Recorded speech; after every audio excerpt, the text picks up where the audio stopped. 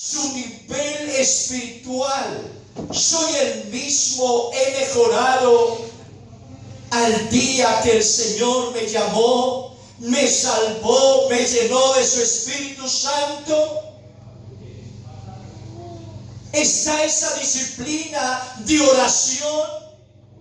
Yo reconozco, se lo digo y me preocupo, reconozco que he bajado la oración, el tiempo de estar a solas con Dios, porque siendo un humilde trabajador de 11 horas diarias, oraba 4 y 5 horas diarios. En esos días y años de convertido, y no puedo sacar excusa que ya son los años o que ya son mis fuerzas. No, es negligencia mía. Porque nuestra vida no puede menguar en ninguna área. La lectura de la palabra de Dios era una disciplina constante todos los días. Todos los días, sin faltar día alguno que no leyera un capítulo y me aprendiera mínimo un versículo de la palabra, a través del cual meditaba todo el resto del día. Y en muchas ocasiones, ese fuego de esa palabra meditado encendía fuego en mi corazón y hacía que mi corazón fuese quebrantado en la presencia del Señor, cumpliéndose lo que dijo David: en medio de mi meditación se encendió fuego y así lo preferí. Aleluya. La asistencia a los cultos. Ay, Señor. Yo creo humildemente, no lo digo con jactancia, Dios me guarde, pero creo que aquí ninguno aún de los antiguos han dado más para un culto que su servidor. Con gozo, con alegría. 8 horas para ir a un culto y 8 horas para venir. Y por la gracia de Dios me tocó hacerle culto a una joven de 85 años. Igual el trayecto, 8 para ir a hacer el culto y 8 para regresarme. Llegaba a las 4 de la mañana a mi casa para empezar trabajo a las 7.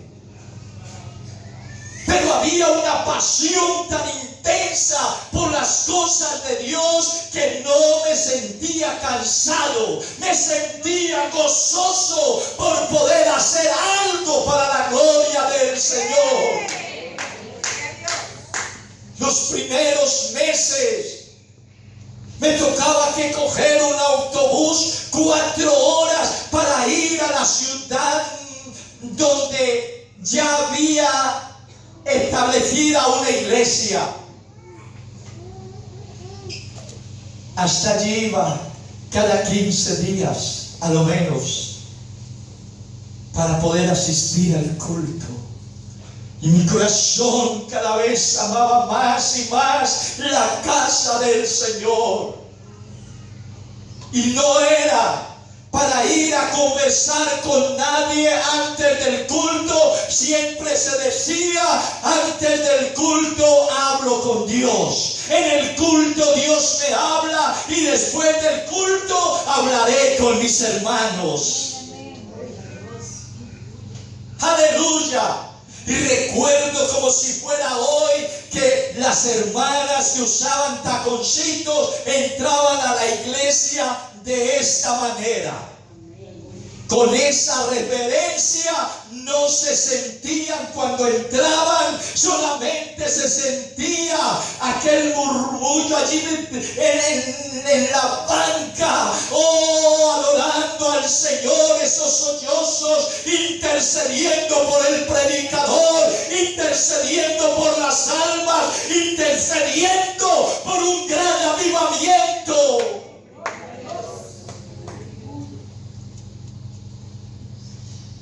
Un corazón ferviente, apasionado por las cosas de Dios.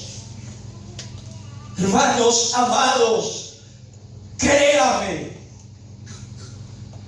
y al Señor la gloria, que hoy todavía hay un poco en los corazones de esos hombres y mujeres que alguna vez tuvimos una experiencia poderosa con Dios, y gracias a Dios por ello, porque aún se dicen en algunas congregaciones que ya no es necesario orar, que ya no es necesario estar tanto en la iglesia, tantos que algunos se han suprimido cultos, pero déjeme decirte, yo me alegré todavía y me alegro con los que me decían: a la casa del Señor iremos. ¡Aleluya! Oh, hermano, yo le voy a decir, todavía me preocupo cuando son las 4 de la tarde los jueves y estoy en casa. Todavía me preocupo cuando no estoy temprano orando por el que va a traer la palabra de Dios. Todavía me preocupo cuando no medito en esta gloriosa palabra. Hermano querido, usted que está empezando los caminos del Señor, usted eres el único de ponerle los límites a Dios. Nadie más. Entre más des tú, más Dios te va a dar. Gloria a su nombre. Yo sigo enamorado de cada hermano y hermana. Dios lo sabe y no miento. Que yo miro aún cualquier hermano en la actualidad, aún hasta los que están apartados, y siento amor, compasión de ellos. Mi corazón sigue con ese afecto y amor. Una vez más, la pregunta que en esta mañana quisiera hacerles es la misma. ¿Siente usted lo mismo que el día que te bautizaste?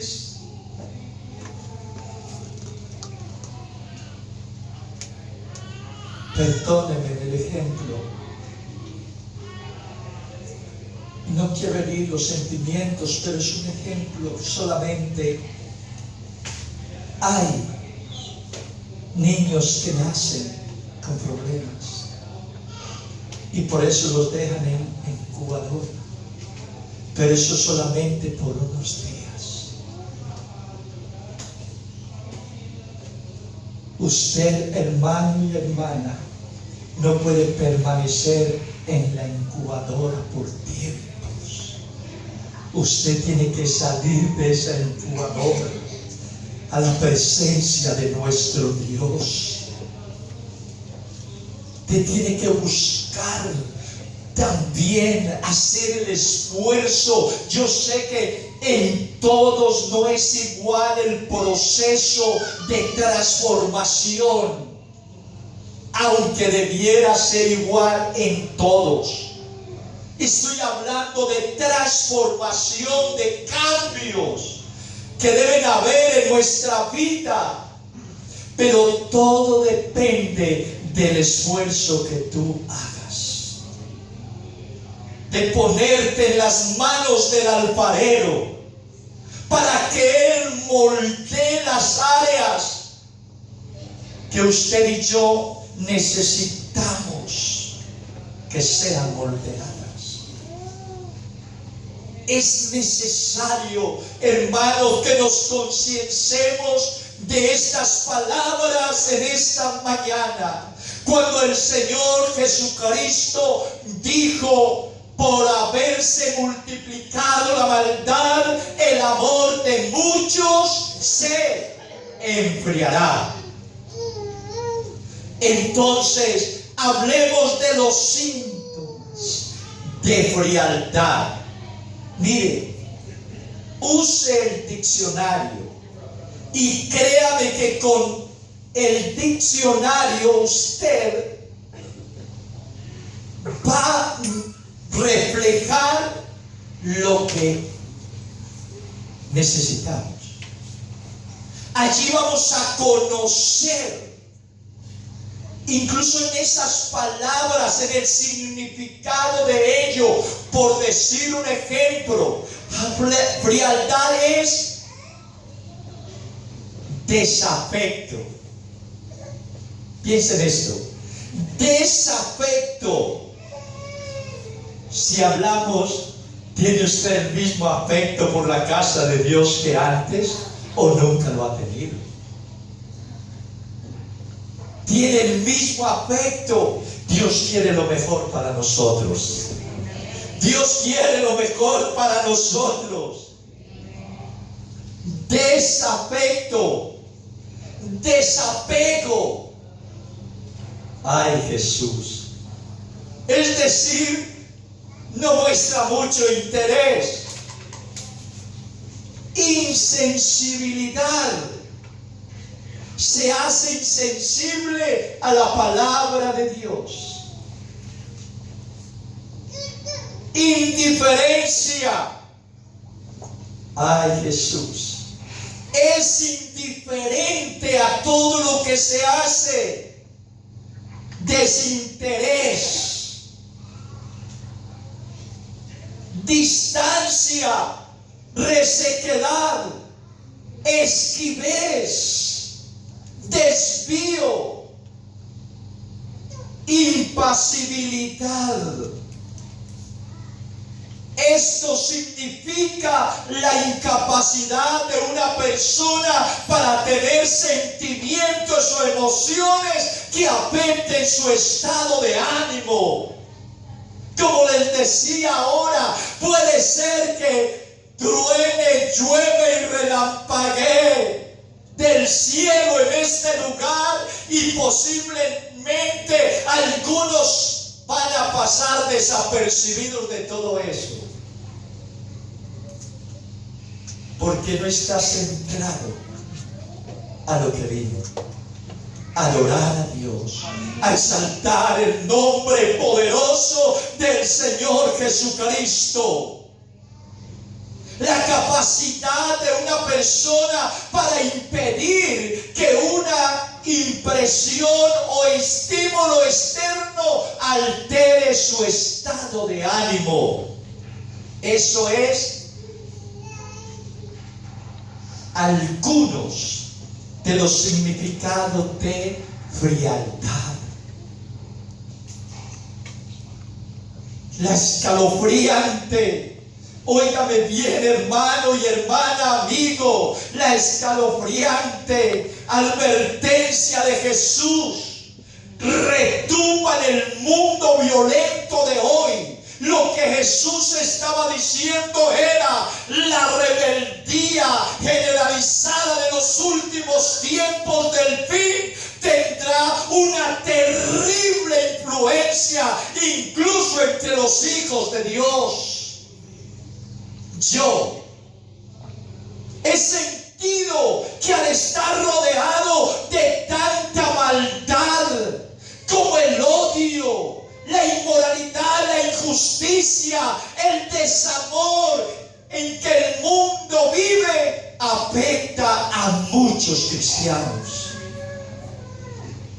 Hasta el punto de sentirse desanimados. Menos mal que solo son los muchos y no todos, porque el Señor lo dijo: y muchos se enfriarán. Los muchos se enfriarán. No todos, solo los muchos. Hoy vivimos los postreros tiempos de los cuales le habló Pablo a Timoteo. Y mire esto. Conténtelo en su propia familia, conténtelo en sus alrededores. Si no estamos viviendo estos tiempos de segunda de Timoteo 3, verso 1, también debes saber esto, que en los postreros días vendrán tiempos peligrosos, porque habrá hombres amadores de sí mismos. ¿Los conoce? Ávaros, vanagloriosos, soberbios, blasfemos, desobedientes a los padres, ingratos, impíos. ¿Los ha visto? ¿Ha convivido con ellos? También. Esto lo hemos vivido muchos en carne propia. Y cuando leemos estos pasajes, el Señor ya sabía que nosotros estaríamos viendo y viviendo alrededor de este ambiente. Traidores, sin afecto natural, implacables, calumniadores. ¿O no es así? ¿No ha pasado por ahí? Que alguien le calumnie. Ay, Señor, ¿seré yo únicamente? Calumniadores, interpelantes, crueles, aborrecedores de lo bueno, traidores, impetuosos, infatuados, amadores de los deleites más que de Dios, que tendrán apariencia de piedad, pero negarán la eficacia de ellos. A estos evita. Oh, gloria al Señor. Esto es una mezcla de pecados de mentes corrompidas, amadores de sí mismos y de los deleites más que de Dios. Y la iglesia a diario está siendo bombardeada con todo esto. Bueno, yo no sé si alguno acá ha podido experimentar que cuando hay problemas, incluso a nivel nacional o a nivel internacional, de odio, de venganza, de orgullo, hermano, eso es misterioso. Yo creo que son espíritus, y esos espíritus alcanzan a afectar la iglesia. Eso se expande. Cuando usted escucha mucho noticias desagradables, de odio, de rencor, de que muerte aquí, muerte allá, que esposos asesinan a las esposas. Hermano, cuando usted escucha todo esto, parece que esos espíritus tratan de meterse en los hogares, en las familias. Cuando todo ese espíritu de pornografía, de inmoralidad, eso trata de meterse también en los hogares, en la familia. Es decir, las personas empiezan a tener un cambio. Oh, pero qué lindo es cuando la persona puede venir con un corazón abierto a la casa del Señor, porque aquí sí puede hallar un verdadero cambio, una verdadera transformación, una mente regenerada, transformada por el poder de Dios. Aleluya. Bendito su nombre. Hermanos amados, y si el cristiano no es diligente en la búsqueda del rostro del Señor, se verá involucrado en este estado de frialdad por el contorno que le rodea. Una vez más, y si el cristiano no es diligente en la búsqueda del rostro del Señor, se verá involucrado en un estado de frialdad por el entorno que le rodea. Todo depende de nuestro estado espiritual. Porque aunque el pecado abunde, sobreabunda la gracia. Cuando fuimos alcanzados por las misericordias de Dios para esta salvación tan grande, lo primero que sentimos, o a lo menos muchos, fue pasión por congregarse, para alimentarse con la palabra de Dios y tener comunión con los hermanos. La mayor parte del tiempo lo compartíamos hablando de las maravillas de Dios y en oración. Gloria a Dios. ¿O no es así? A mí me encantó esta semana. Alguien me llamó: hermano, quiero hablar con usted. Salí con él y me impactó lo que me dijo y me dejó meditando. Hermano, ¿qué hace uno cuando ve que Dios le está usando para mantenerse en el mismo estado de humildad? ¿Cómo puede hacer uno? De pronto, como decimos, no se nos suba el ego. La respuesta es muy sencilla, es bíblica. David dijo: no a nosotros, oh Jehová, sino a tu nombre da la gloria por tu misericordia y por tu verdad.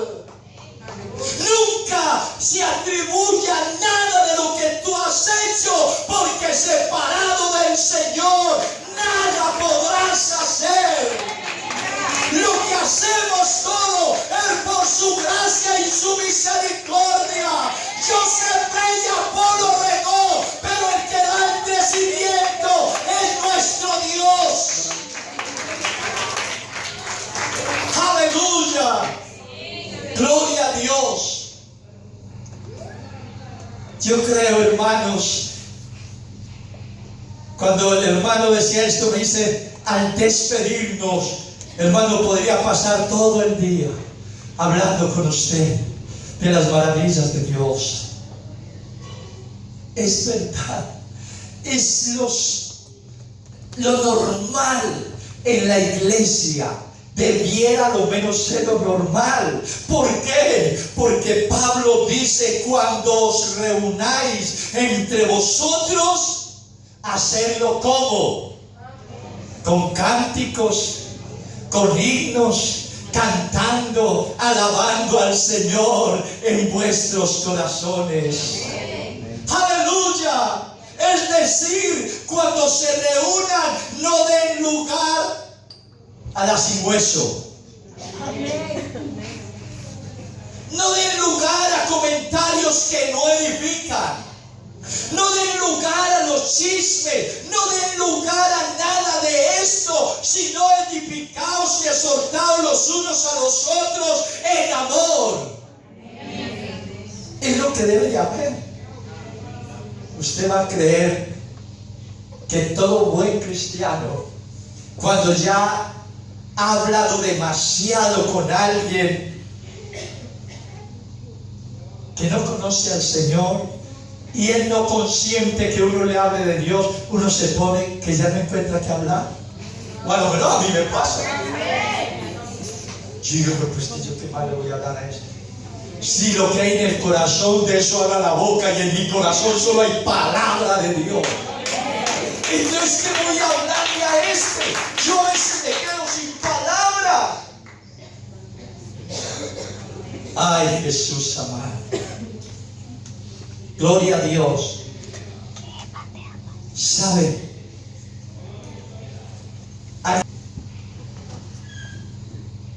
No importaba quién nos dijera, fuese un niño, un joven, un adulto o un anciano, cuando nos exhortaba, nosotros le dábamos un abrazo con cariño y le decíamos gracias, porque esto me ayuda a crecer. Pero cuando ya está frito, ¿y quién es usted para que me solte?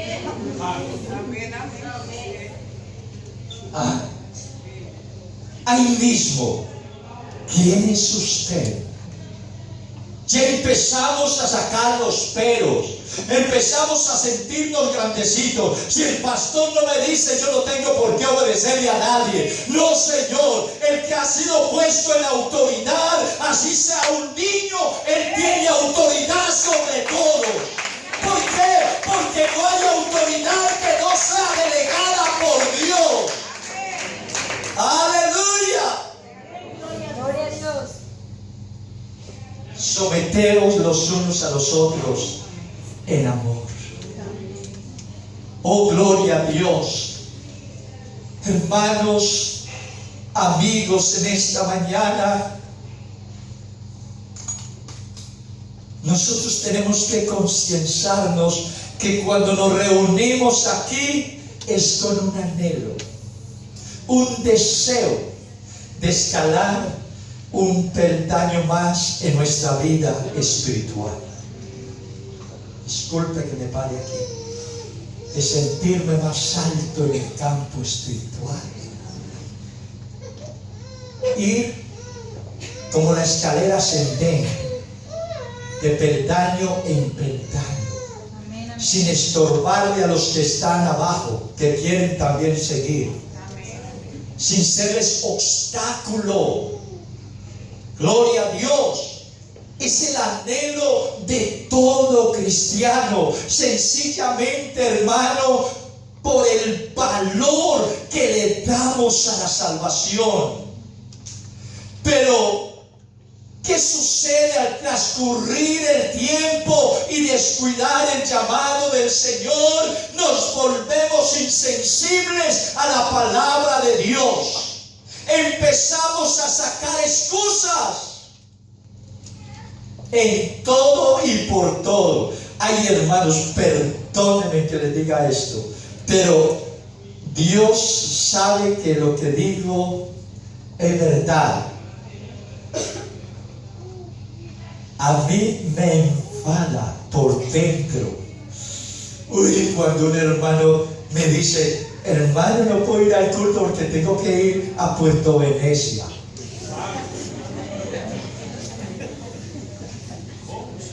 Si es que tengo que ir a hacer unas compritas, habiendo podido ir por la mañana o habiendo podido ir más temprano, pero tiene que ser a la hora del culto. Claro, cuando ha caído el sol y que de pronto no se sienta por allá muy fatigado por no tomarse un zumo. Hermano, eso es falta de afecto por la casa de Dios. Sinceramente yo lo tomo así. Dios solo justifica, hermano, aquello en lo cual Él ve que es justo. De resto, y a veces decimos, primero Dios. Sí, primero Dios mientras no me resulte algo que hacer. ¿Ah, sí? Primero Dios.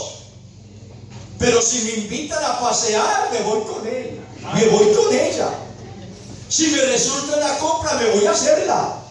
Y decimos primero Dios. Nos engañamos a nosotros mismos. Si primero es Dios y si Dios es el todo de nuestra vida, yo creo que nada puede sustituir, hermanos, el estar en la presencia de Dios en armonía y comunión con todo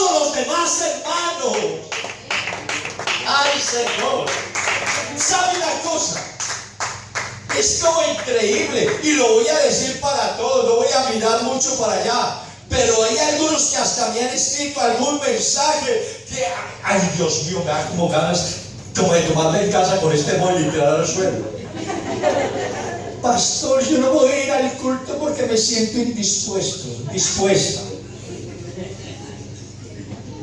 Y yo digo, si está enfermo, voy a orar por usted. Pero si está indispuesto, ve para la iglesia. Él como llamando la enfermedad. Es que sí siento que me da pie de mañana.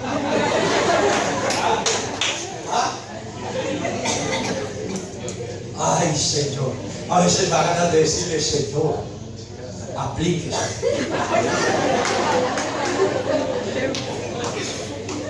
Mándale una vida 45. Ay, Dios mío. Hermano amado.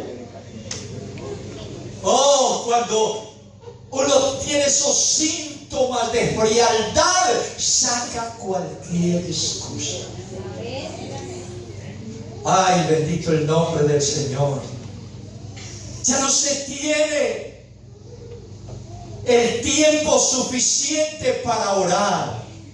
No, ya no tenemos ese fervor para orar. ¿O es que nunca lo ha tenido? ¿O es que nunca ha tenido el fervor para orar? Hermano, yo le digo, el cristiano, hay un coro que lo cantaba una niñita como de 4 o 5 añitos. Me encantaba cuando lo cantaba porque ella decía: el cristiano que no ora, el diablo lo zarandea, y es así que es una cosa bien fea. ¿Cómo allá del año 50? El cristiano que no ora está jugando. Usted aprende a orar orando. Usted aprende a orar orando.